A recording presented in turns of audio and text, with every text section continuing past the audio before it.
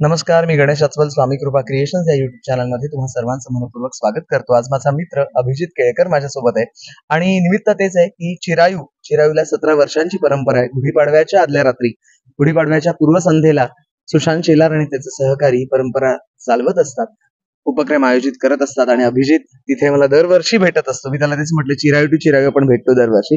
तर गुढीपाडव्याच्या निमित्ताने यंदाच्या वर्षी काही खास ठरवलेस का?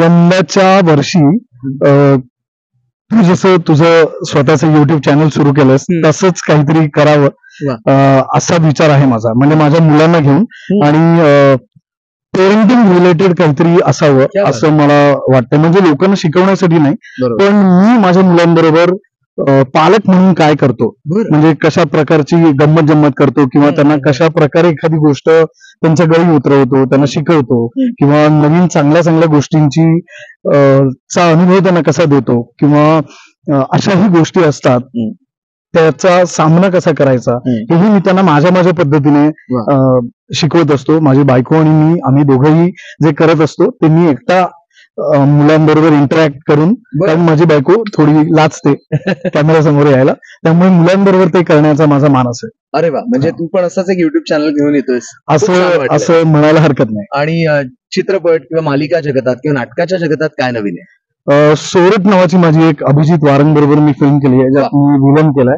सो ती फिल्म रिलीज साठी रेडी आहे आणि माझी मालिका चालू आहे, नाटकांची बोलणी चालू आहे. सो जे नाटक आवडेल ते नाटकही पुढच्या वर्षात येईल असं मला वाटतंय. गुढीपाडव्याची खास आठवण अशी काही सांगशील की ढोल ताशा पथक असेल, लेझिम असेल, कुठल्या शुभयात्रेत कधी जाण्याची वेळ आली होती?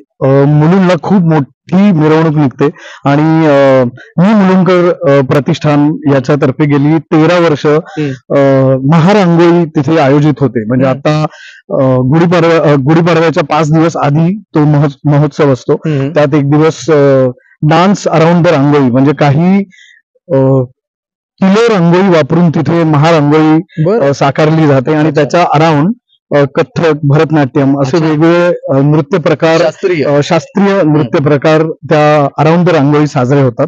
सो ते काल झालं. आज श्रीधरजी फडके यांचं गीत रामायण होतं.